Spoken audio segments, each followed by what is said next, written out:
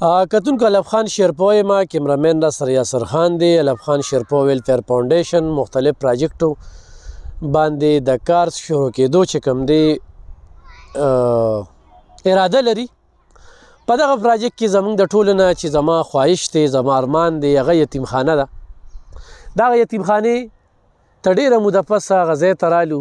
دا په مین روډ باندې خو تاسو ته پتې چې مخکې مونږ ښودلو دې خواته دا مین روډ وګوره، دا سیال کورونه، دا مخامخ چې کوم دی نو مین سړک ته د مین سړک نه چې راشي نو دې ځای کې د باغ او د باغ نه دې خواته دا زموږ یتیمخانه ده. نه یم خبر چې بوټ چا روان کړی دی، بوټ چا لرې کړی دی. دلته کې بوډ هغه تاسو به کتلي چې مونږ یې باقاعده افتتاح کړې وه، په دې ځای کې فنکشن شو. بیا څه خلک وي چې سړک د پاسه څه ځای و ده و هغه و، کلونه پکې تیر شو، نن هم هغه ځای شته دی الحمدلله. خو بنیادونه چې کوم دی نو مونږ ورته دا کنیستلي وو. خو د بعضې شرپسندو، د غریب دشمنو، د یتیم دشمنو خلکو په وجه باندې زموږ هغه پراجیکټ چې کوم دی هغه د ځنډ ښکار شو. الحمدلله زموږ اوس هم د ایس پي دفتر شاته مدرسه را په 2 کالو کې زه نه یم ورغلی او لا بله ورځ خبر شوی وم چې یاره هغه هم څو خرڅوي خیران بشي که نه. د چاندو سیس ته دا خلک دومره خوشحاله دي چې کور دپاره ته مدرسه اخلي، کور دپاره ته یتیمخانه اخلي. هغه خلک هم بیا راپاسي وی الف خان دا وکړل او الف خان هغه وکړل. موږ سره چې هلته که کوم څه کېږي دې ته به حیران شي. هلته کوارټرې په هغې کې خلک ژوند کوي، میشته دي پکې. نو ګرانو کتونکو دغه زموږ د یتیمخانې هغه ځای دی او په دې باندې خواهش لرو چې یتیمخانه پرې جوړه کړو.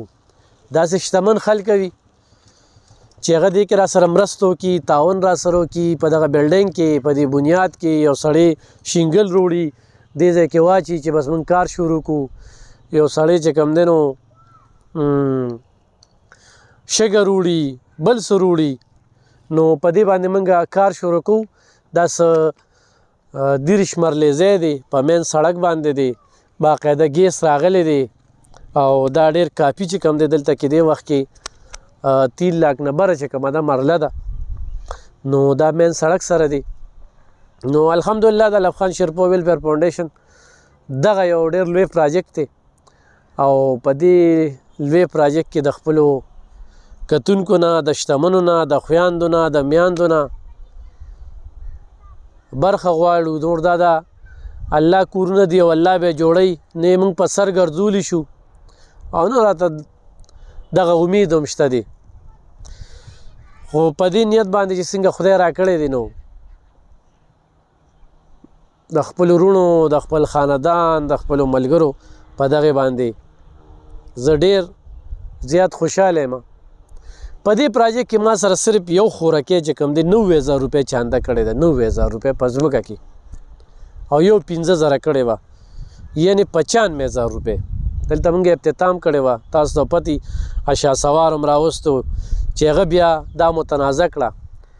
خو دا له باور در کومه چې ښه دروز به نه موني، ښه دروز به نه موني، ځکه چې دې پسې خندا کړې ده، دې پراجیکټ پسې ډېره غټه خندا کړې ده. ښه دروز به نه موني.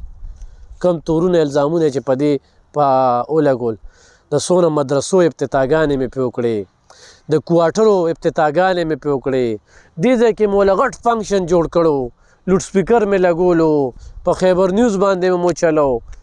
د هغې باوجود هم دغه هر څه چې کوم دی هغه ته دروغ ښکاره شو او په یو ویډیو باندې راغی د دروغ افتتاحګانې وکړې. دا 2 کاله کېږي. نن هم زه خلکو ته وایم چې راشئ، هغه مدرسې هم درته وښیم، هغه کوارټر هم درته وښیم، هغه کورونه هم درته وښیم. د 80 نه زیات مې خلکو له کورونه ورکړي دي او هغه د یتیمخانې هغه ځمکه او ځای هم درته وښیم. او الله ګواه دی هر چا چې دا بورډ دغه کړی دی، دا بورډ دا د دې نشانه وه، د دې نښه وه.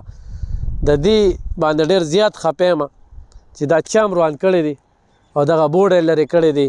نو په دغې ما ته ډېر زیاته صدمه ده، ډېر زیات خفګان دی. نو د ډېر زیاتې کړی دی او په دې لار تېرېدم، داسې اراده مې نه وه چې زه بیا هم دې ځای ته لاړ شم. وعلیکم السلام. خو رالم ولې چې ته سنت دی. 2 کالو شو زه مدرسې ته نه یم تللی، زه کوارټرو ته نه یم تللی. خو دې ځای ته چې کوم دی نو رالم نو داسې زما وروڼه وي خالص مخلص د الله رضا سوچ مثبتي او الله سره تجارت کوي نو څوک د پخپله راشي دا بالکل دا ډېر مین روډ دی تنګي چوترې ته چې رورسي چوترې دی په چوترې ته چې رورسي نو سیده چې کوم دی نو بس په دې ځای باندې ودرېدی شي یو د دې چړۍ نخوا چې کوم دی نو مین سړک ښکاري دا ډېر په ښه ځای کې دا ځای دی نو دې پراجیکټ کې چې کوم دی زه تاسو نه د تعاون اپیل کوم چې زر شروع کو کار پې روان کو په دې تنګي تحصیل کې په دومره زیات یتیمان دي سروالي بروالی ګرځي